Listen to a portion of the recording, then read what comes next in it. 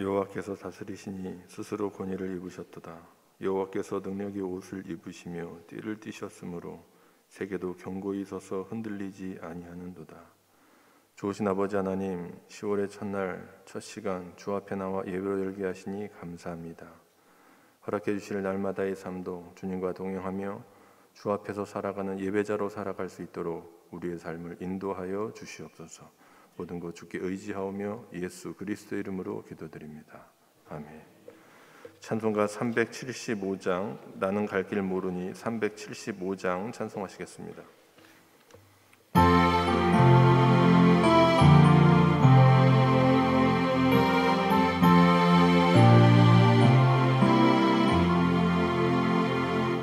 나는 갈 길 모르니 주여 인도하소서.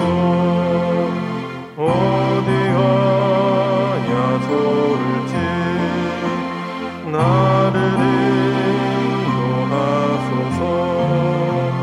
어디 가야 좋을지 나를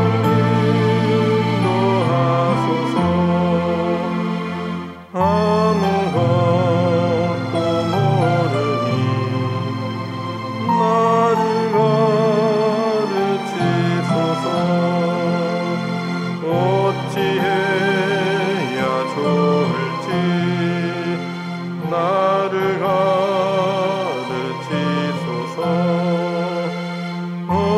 어찌해야 좋을지 나를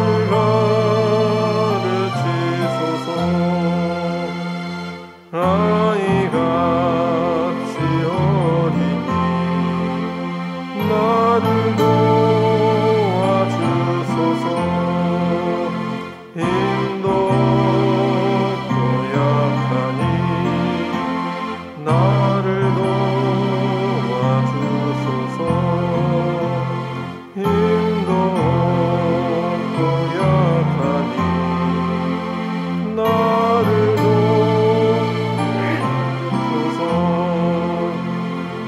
마음 심히 슬프니 나를 위로하소서. 의지 없이 다니니 나를 위로하소서. 의지 없이 다니니 나를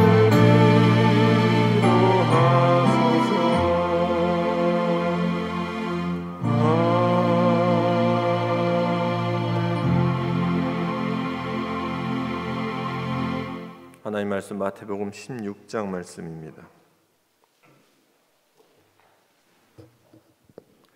한 절씩 교독하시겠습니다. 바리새인과 사두개인들이 와서 예수를 시험하여 하늘로부터 오는 표적 보이기를 청하니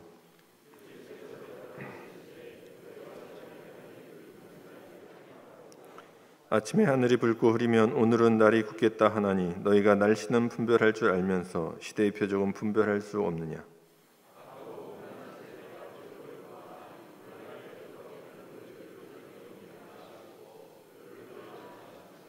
제자들이 건너편으로 갈새 떡 가져가기를 잊었더니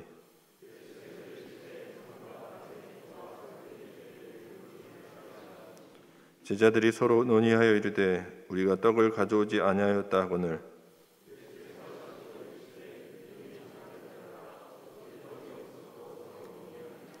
너희가 아직도 깨닫지 못하느냐. 떡 5개로 5,000명을 먹이고 죽은 것이 몇 바구니며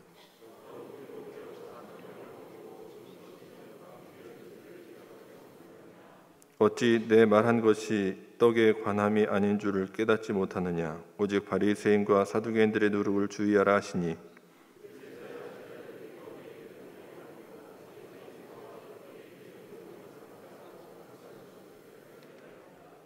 예수께서 빌립보 가이사랴 지방에 이르러 제자들에게 물어 이르시되 사람들이 인자를 누구라 하느냐.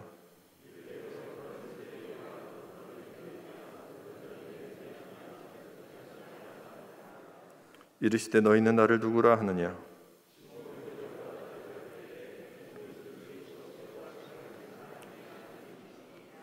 예수께서 대답하여 이르시되 바요나 시몬아 내가 복이 있도다. 이를 내게 알게 한 이는 혈육이 아니요 하늘에 계신 내 아버지시니라.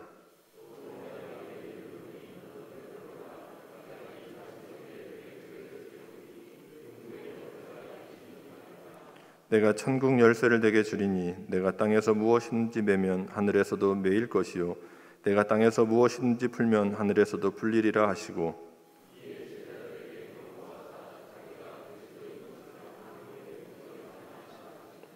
이때로부터 예수 그리스도께서 자기가 예루살렘에 올라가 장로들과 대제사장들과 서기관들에게 많은 고난을 받고 죽임을 당하고 제3일에 살아나야 할 것을 제자들에게 비로소 나타내시니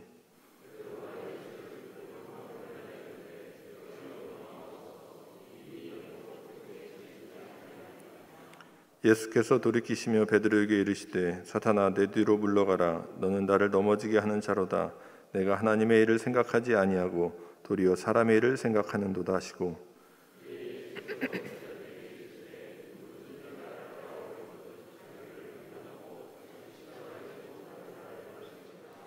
누구든지 제 목숨을 구원하고자 하면 잃을 것이요 누구든지 나를 위하여 제 목숨을 잃으면 찾으리라.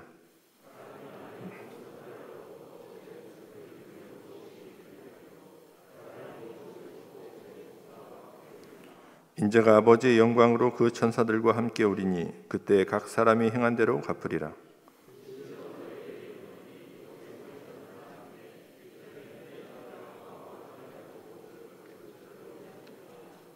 아멘. 담임 목사님께서 말씀 선포해 주시겠습니다.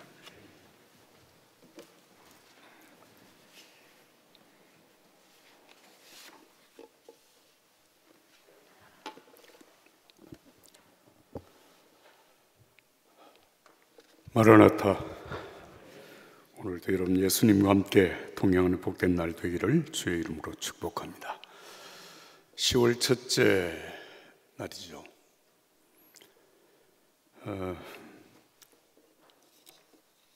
한 해의 4분의 3,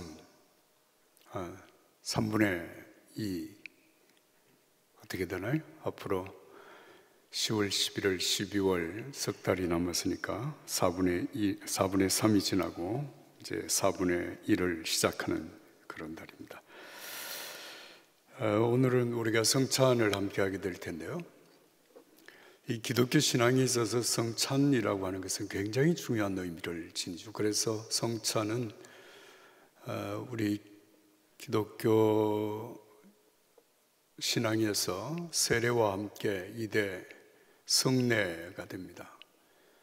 세례를 통하여서 우리가 하나님의 자녀로서 거듭났다 혹은 구원받았다고 하는 사실을 확정 짓는 것이고, 성찬은 하나님의 자녀로서 지속적으로 살아갈 수 있는 이 신앙생활에서 내가 예수 그리스도의 십자가의 은혜로 구원을 받고 예수의 부활의 생명으로 산다고 하는 이 사실을 명확하게 확인하는 사건이 바로 성찬입니다.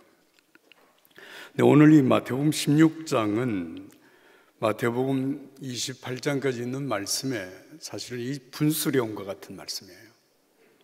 다시 말하면 마태복음 16장을 넘어가지 못하면 17장으로 지나갈 수가 없다. 분수령이라고는 여러분 아시잖아요. 산을 쭉 올라가면 마지막 절정에서 그 다음에 이렇게 다시 내려가게 되는데, 바로 그 절정의 순간, 이 순간은 반드시 넘어야 이제 다음 과정으로 들어가게 되는 것이 바로 분수령입니다. 다시 말하면 마태복음 16장은 우리들에게 바로 그런 말씀입니다. 다른 것이 다 가능하다고 할지라도 만약에 예수님의 이 십자가와 부활이라고 하는 이 과정을 겪지 않으면, 이 과정을 통과하지 않으면 우리는 진정한 신앙을 가질 수가 없다라고 하는 것이죠. 그래서 마태복음 10장 38절에는 자기 십자가를 지고 나를 따르지 않는 자는 내게 합당하지 않다. 반드시 제자는 주님의 십자가를 지고 주님을 따르는 것이다 말씀을 하셨고, 고린도전서 15장 14절에는 그리스도께서 만일 다시 살아나지 못하셨다면 우리가 전파하는 것도 헛것이고 너의 믿음도 헛것이다. 십자가의 죽음과 부활의 이 놀라운 사실이 우리 신앙에서 이 사실이 수용되지 않으면 우리가 믿는 모든 건 다 헛것이다. 아무것도 아니다. 그 부활, 십자가가 중요한 것입니다. 고린도전서 13장에는 이미 우리가 읽었습니다만 사랑이 없으면 아무것도 아니다. 정말 우리 마음속에 주님을 향한 사랑, 그리고 그 주님을 사랑함으로 말미암아 주님을 따를 때에 반드시 십자가 부활의 신앙으로 따라야 된다고 하는 사실을 말씀하십니다. 오늘 본문 1절 말씀은 바리새인과 사두개인들이 와서 예수를 시험하여 하늘로부터 오는 표적을 보여주십시오, 이렇게 요청을 합니다. 어제 새벽 그리고 그제 새벽에 여러분들이 계속 읽었던 14장 15장의 말씀에서 이 마태복음은 바로 유대인들을 향한 말씀이었다. 그런데 유대인들을 대표하는 사람들이 누구냐? 바로 이 바리새인과 서기관들, 이 신앙적으로 최고의 그들은 엘리트라고 생각했던 사람들이죠. 그런데 이 바리새인과 사두개인들, 서기관들도 이제 앞에 나왔습니다만은 이들이 예수님께 와서 당신이 정말 메시아라고 하는 사실을 우리에게 표적을 보여달라. 그럼 우리가 믿겠다는 얘기죠. 정말 당신이 그리스도냐? 그리스도라고 하면 우리에게 표적을 보여달라. 그 그리스도됨에 대한 분명한 증거를 보여달라. 여러분, 이 사실은 이미 예수님께서 세례를 받으시고 난 다음 40일 광야에서 금식하시며 기도하신 이후에 마귀로부터 받았던 시험, 바로 그것입니다. 네가 만일 하나님의 아들이라면 돌로 떡을 만들어 먹어라. 내 자신 개인의 문제를 해결하라는 것입니다. 네가 진짜 하나님의 아들이라면 성전 꼭대기에서 뛰어내려서 머리끝 하나, 손끝 하나 다치지 않는 당신의 모습을 보여달라는 것입니다. 사람들에게 인정받는 일을 하라는 것입니다. 그래야 메시아지. 그리고 세 번째는 천하만국의 모든 영광을 보여주면서 네가 만일 하나님의 자녀로 정말 메시아로 살고 싶다면 이거 가져야 되지 않느냐는 거예요. 그래야 세상을 통치하고 세상에 사람들의 요구를 충족시켜 줄 수 있지. 그것도 못하면서 어떻게 메시아라고 할 수 있겠느냐. 그걸 만약에 원한다면 내게 절하라고 하는 말을 합니다. 그러니까 궁극적으로 사단이 예수님에게 제시한 이 모든 것들은 능력을 통해서 당신의 메시아됨을 증언하라고 하는 것처럼 보여지지만 실상은 마귀에게 굴복하라고 하는 그런 말이었죠. 여러분, 이미 우리가 읽었던 말씀 중에 예수님이 십자가에 매어 달렸을 때, 여러분 그 십자가에 매단 사람들의 마지막 예수님을 향한 요구가 무엇이었는지 여러분 기억하시나요? 십자가에서 뛰어내려라. 그러면 우리가 당신을 메시아로 믿겠다는 거예요. 능력을 보여주면 우리가 믿겠다는 것입니다. 여러분, 그렇다면 우리가 그동안 예수님의 행하신 모든 일들과 가르치신 모든 말씀을 통해서 예수님의 메시아됨의 사실을 그들이 인식하지 못하였을까? 여러분, 정말 엄청난 사건들을 보아왔습니다.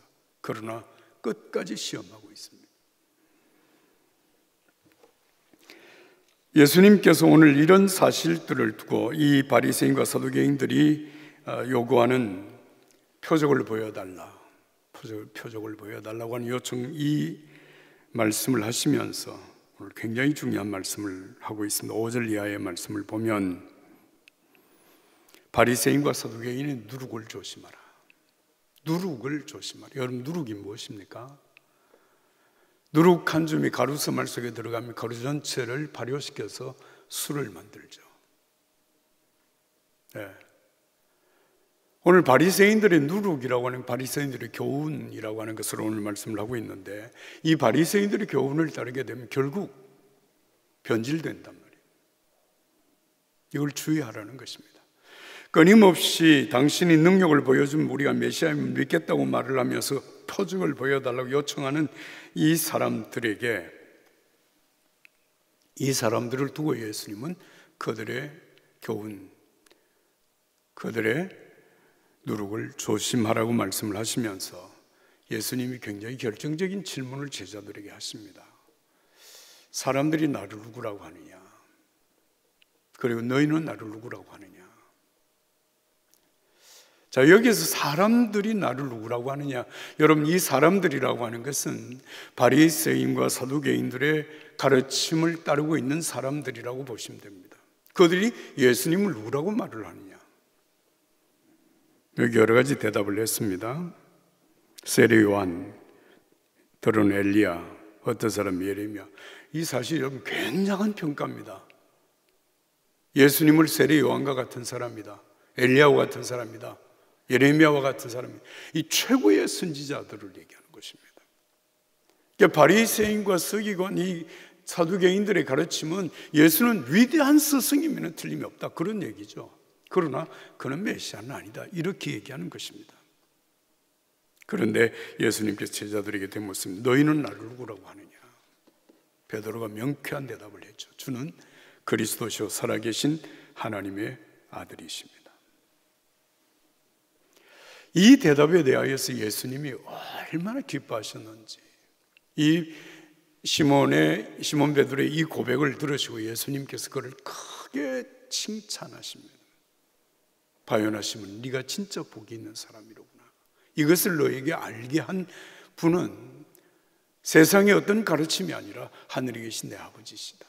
다시 말하면 성령께서 너희들에게 이 사실을 깨닫게 하신 것이다. 내가 이 반석에 내 교회를 세울 것이다. 음부의 권세가 이기지 못한다. 네가 땅에서 무엇이든지 풀면 하늘에서도 풀고, 땅에서 매면 하늘에서도 맨다. 이 엄청난 여러분 축복을 약속하신 것이에요. 다시 말하면 이 신앙의 분수령을 딱 넘는 그 순간에 주어지는 축복은 상상할 수 없는 엄청난 축복입니다. 너희는 나를 누구라고 하느냐? 세상에 여러 가지 여러분 잡다한 예수님을 향한 수많은 그런 견해들, 그것이 일종의 칭찬일 수도 있고 비난일 수도 있습니다. 그런데 이 칭찬과 모든 비난을 넘어서는 그 신앙의 분수령은 어디로부터 오는 것입니다? 하늘로부터 오는, 위로부터 오는 것입니다. 하나님께로부터 오는 것입니다. 정말 예수가 누구냐라고 하는 사실을 바로 알고 바로 고백하고, 그리고 그 고백 속에 살아가는 신앙, 그에 따르는 말로 다 알 수 없는 하나님의 은혜와 축복을 약속하는 것이 오늘 이 본문의 소중한 말씀입니다. 자, 그러면 오늘 이 본문에서 우리가 한 가지 꼭 짚고 이제 말씀을 오늘 매듭을 지으려고 하는데요, 21절 이하에 나오는 엄청난 사건입니다. 예수님에게 이렇게 신앙 고백을 하고 그리고 이렇게 위대한 축복을 약속받은 베드로, 예수님께서 이제 이 제자들에게 당신의 십자가의 고난과 죽음 그리고 부활에 대하여서 이제는 말할 때가 되었다고 판단하신 예수님께서 당신의 십자가의 고난과 죽음 그리고 부활을 말씀하시는데, 여러분 21절을 다 같이 읽겠습니다. 21절 다 같이 읽습니다. 이때로부터 예수 그리스도께서 자기가 예루살렘에 올라가 장로들과 대제사장들과 서기관들에게 많은 고난을 받고 죽임을 당하고 제3일에 살아나야 할 것을 제자들에게 비로소 나타내시니. 여러분, 이 말은 무슨 말입니까? 지금까지 이 말씀을 하지 않으셨다는 것입니다. 왜? 제자들의 신앙이 제대로 지금 섰느냐라고 하는 사실을 확인하고 났어야 비로소 예수님께서 십자가의 고난과 그리고 부활에 대하여서 말씀을 하신 것입니다. 이 넘어야 될 여러분 신앙의 이 분수령, 삶의 분수령이라고 하는 것은 우리의 분명한 신앙이 아니면 굉장히 어려운 불가능한 일인데, 그런데 이제 제자들에게 이 사실을 말씀하셨을 때 여러분 어떤 일이 생깁니까? 베드로가 예수님을 가로막고 났습니다. 절대로 이런 일은 있을 수 없습니다. 절대로. 아니 십자가를 지다니요, 아니 주님이 고난을 받으시다니요, 죽으신다니요, 말도 안 됩니다. 그러니까 이 베드로는 죽음이라 고난이라고 하는 그 사실에만 집착을 했지, 죽음 통하여서 우리에게 그 다음에 이어지는 부활의 역사, 정말 메시아로서의 그 찬란한 영광의 역사를 그는 미처 생각하지 못합니다. 예수님이 고난받는 그 자체에 대해서 단호하게 거절하고 반대합니다. 자, 여러분, 여기에서 우리가 신앙생활에서 굉장히 주의해야 될 한 가지 사실을 깨닫습니다. 지금 여러분 13절부터 20절까지 말씀에 베드로의 위대한 신앙 고백, 그리고 그에 따른 엄청난 주님의 축복, 근데 그 다음에 이어지는 베드로의 예수님을 향한 항변했다, 이렇게 표현을 하거든요. 말도 안 되는 소리입니다. 절대로 그런 일이 있어서는 안 됩니다 라고 가로막는 베드로. 여러분 어떻게 생각하시나요?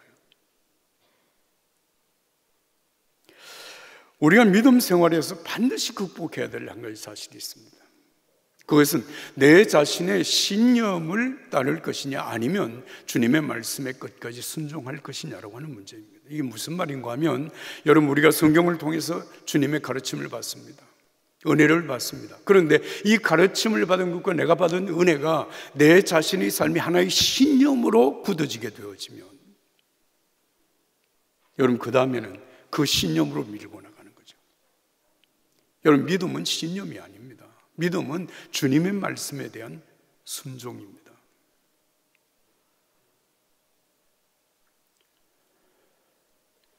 이렇게 위대한 예수님에 대한 신앙 고백, 그에 따른 축복을 받아서도 그 신앙 고백과 축복이 자신의 삶의 하나의 신념으로 굳어지게 되어질 때, 그 다음에 이어지는 예수님의 말씀에 대하여서 자기 신념과 위반이 된다고 생각하면 절대로 따르지 않습니다. 우리가 신앙생활에서, 이 교회 안에서 여러분, 우리 신앙의 중요한 분기점이 여기에서 이루어지게 됩니다. 주님이 내게 그 다음에 무엇이라고 말씀을 하시든지 그 말씀에 순종하기보다는 내 자신이 지금까지 신앙생활하면 내게 형성되어진 내 신념에 따라서 이것이 맞느냐 맞지 않느냐를 판단하고, 그리고 그 신념에 의해서 행동하게 되어지는, 이건 엄청난 위험입니다. 여러분, 예수님의 제자 가운데서 두 제자를 우리가 특별히 기억합니다. 예수님이 12사도에 대한 이름을 쭉 기록을 할 때 제일 먼저 첫 번째 기록한 이름이 바로 시몬 베드로입니다. 그리고 맨 마지막 이름이 누군지 아시죠? 가룟 유다입니다. 이 두 사람. 여러분, 가룟 유다도 시몬 베드로도 예수님을 배반했고 예수님을 팔아먹었고 그랬습니다. 여러분, 베드로가 예수님을 배반한 사건은 결코 간단한 얘기가 아닙니다. 한번 아유, 나 안 믿어, 나 몰라, 그런 정도가 아니고요. 성경을 자세히 읽어보게 되면 예수님에 대하여 저주하면서 그를 부인했다고 그랬어요. 나 절대로 예수 몰라. 모른다니까.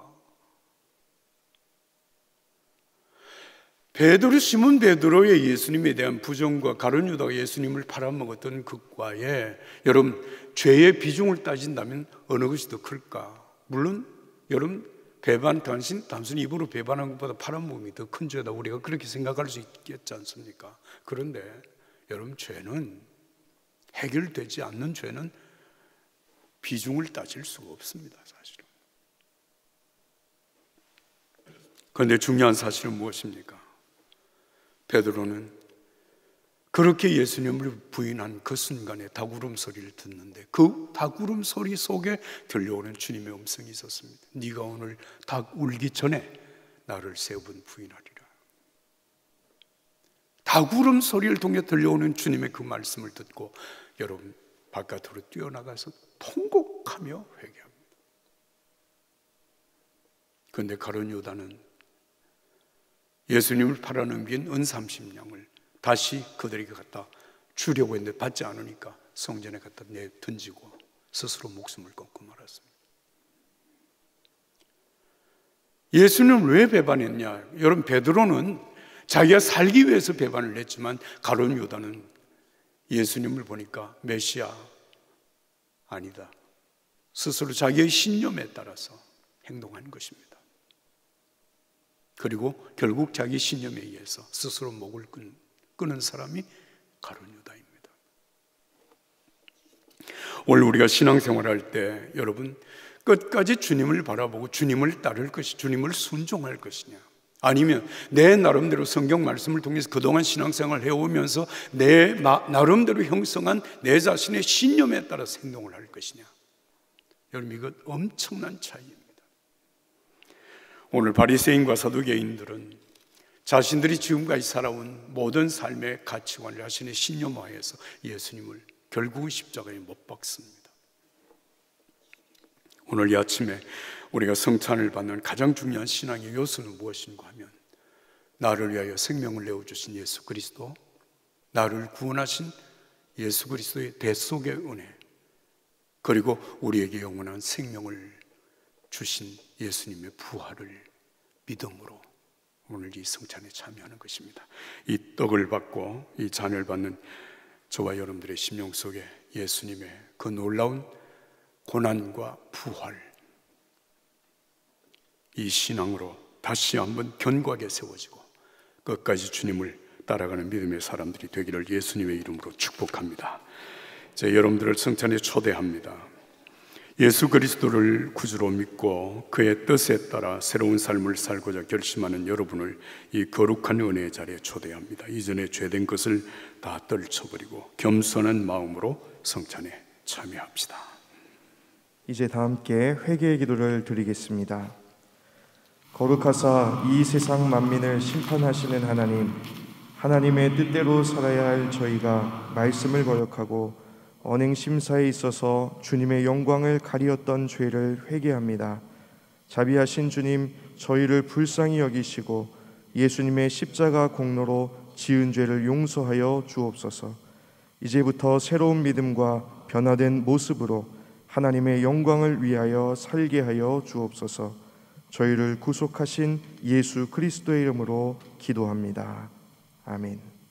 여러분, 이제 진심으로 회개하는 사람들에게 주시는 주님의 용서의 말씀을 들으십시오.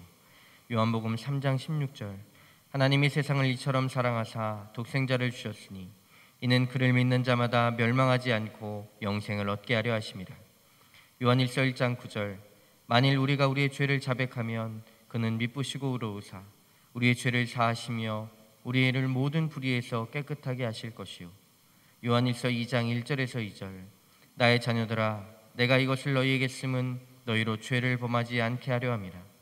만일 누가 죄를 범하여도 아버지 앞에서 우리에게 대언자가 있으니 곧 의로우신 예수 그리스도시라. 그는 우리 죄를 위한 화목제물이니 우리만 위할 뿐 아니요 온 세상의 죄를 위하심이라. 아멘. 아멘.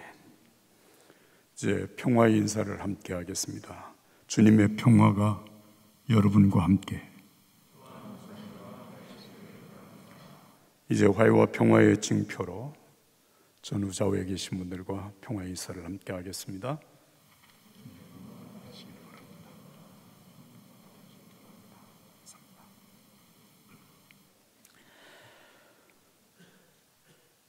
예수께서 자신의 몸을 내어주시던 밤, 떡을 손에 드시고 감사 기도를 하신 다음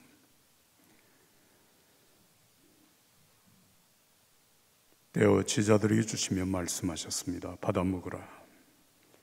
이는 너희를 위해 내어주는 나의 몸이니 떡을 먹을 때마다 나를 기억하여라.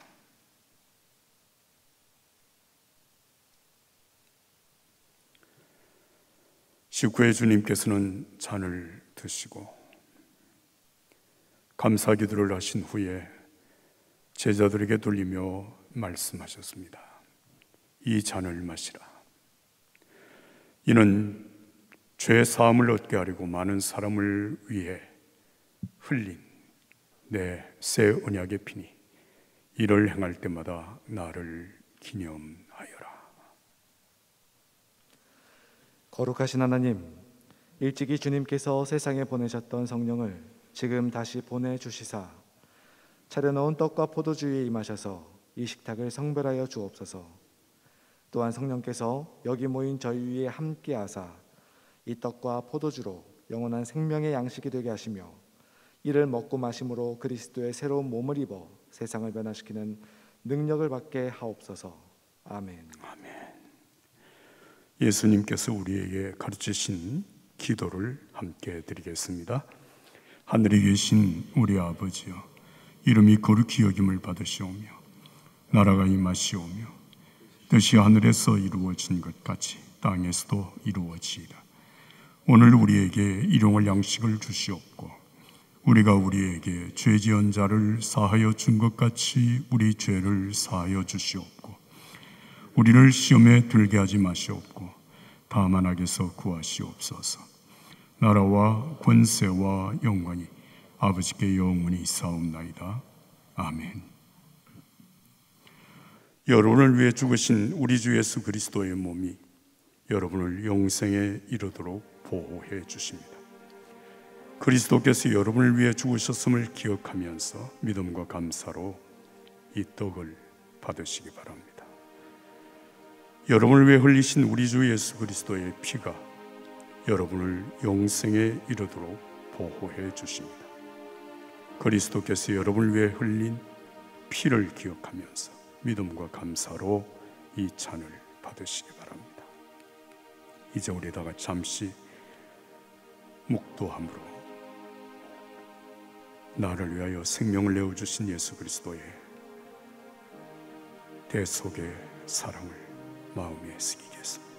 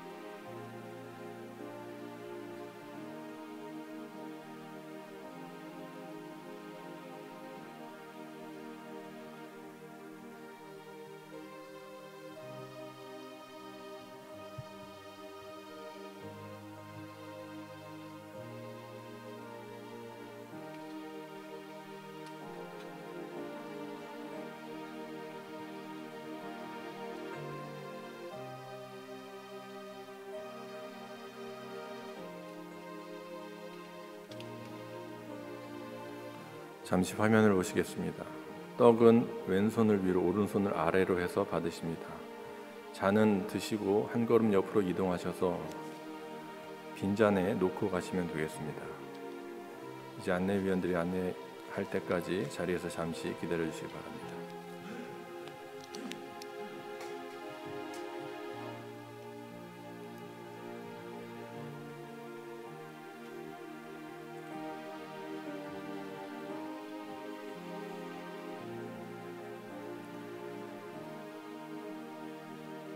여러분을 위해 죽으신 우리 주 예수 그리스도의 몸이 여러분을 영생에 이르도록 보호해 주십니다.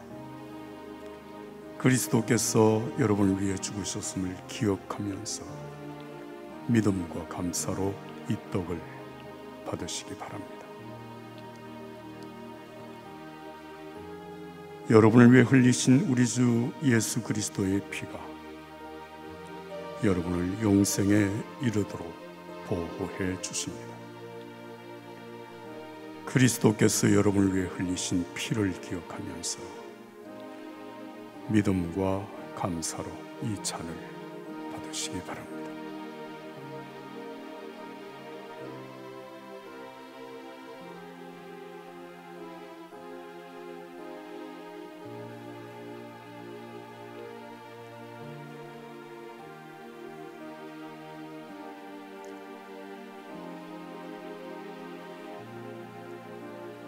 주님께서 제자들에게 떡을 주시며 말씀하셨습니다. 받아 먹으라. 이는 너희를 위해 내어주는 나의 몸이니 먹을 때마다 나를 기억하여라.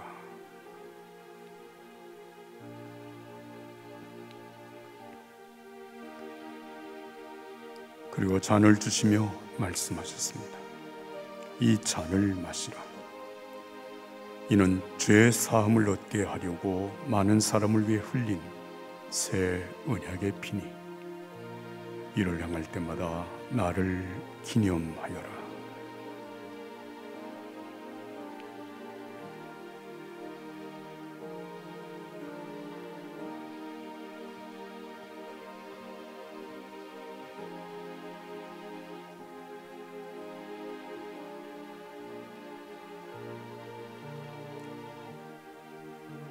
오늘 이 아침에 우리가 믿음으로 받는 이 떡은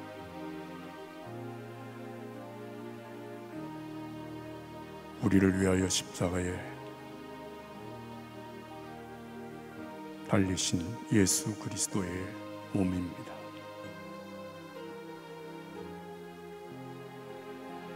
우리가 받는 이 차는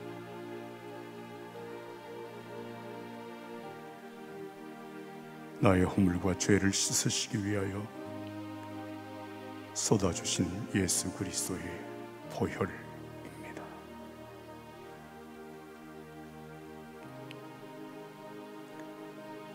우리는 오늘 이 아침에 이 떡과 이 잔을 받음으로 나를 위하여 생명을 내어주신 예수 그리스도를 온몸으로 받아들이는 것입니다.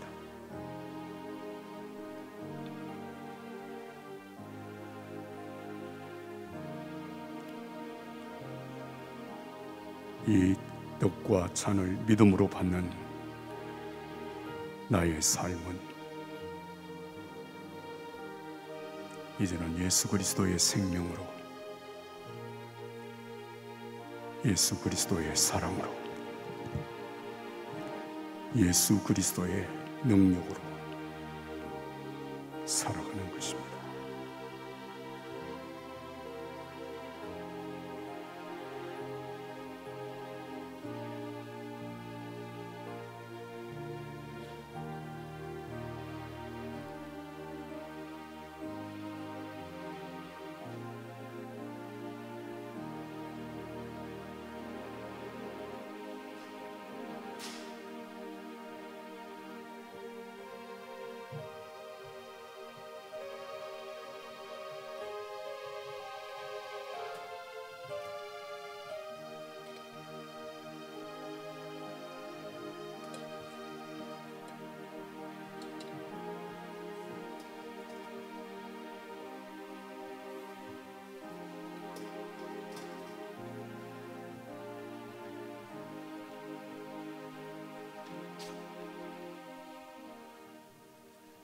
이제 다 함께 감사의 기도를 하겠습니다.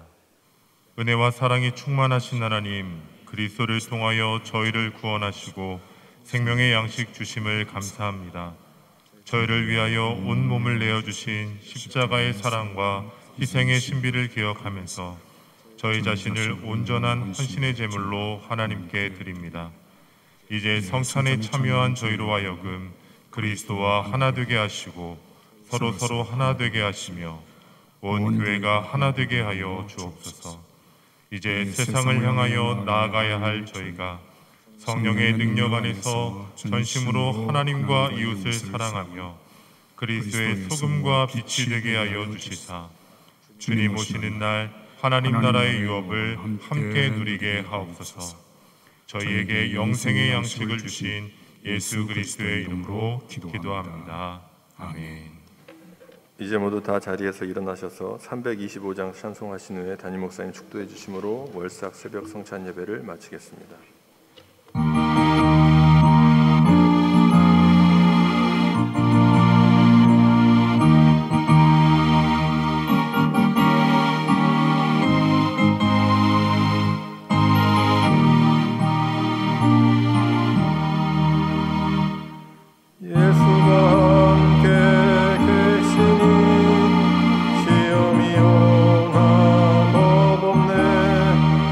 기쁨의 근원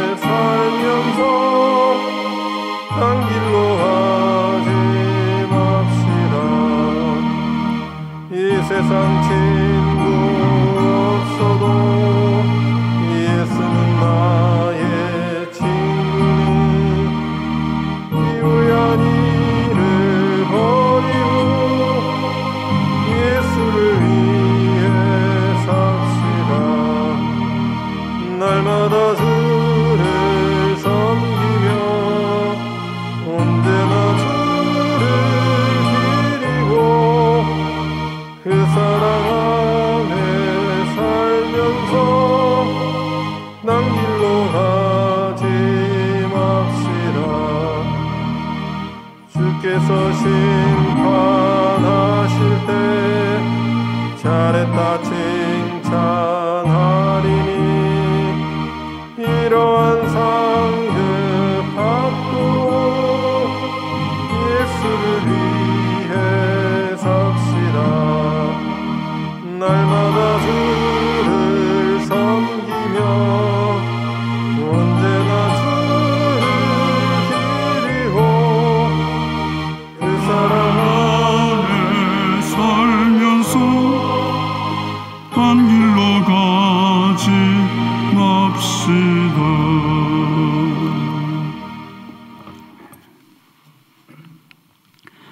거룩하신 하나님 아버지, 끊임없이 표적을 구하는 이 세상에서 예수님이 나를 구원하신 그리스도 이심을 우리가 믿고 예수님의 십자가와 부활을 통하여 우리의 모든 허물과 죄를 사하시고 영원한 생명을 주신 오직 예수님을 믿음으로 나아갈 수 있는 우리의 신앙의 삶이 되게 하여 주시옵소서. 이 아침에도 하나님 앞에 올려드린 귀한 예물이 있습니다.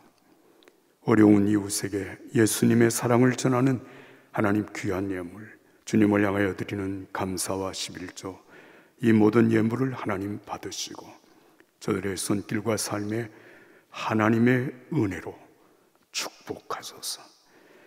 이제는 우리 주 예수 그리스도의 은혜와 하나님 아버지의 사랑과 성령의 교통하심이 이 아침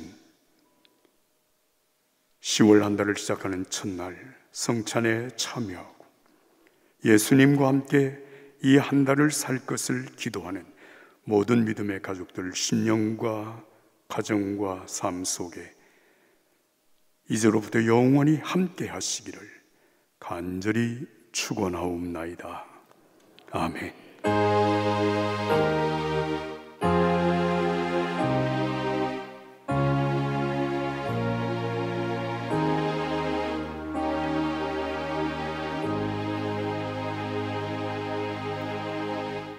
자리에 앉으셔서 우리가 한 목소리로 주여 기도함으로 삶을 이어가겠습니다. 주여,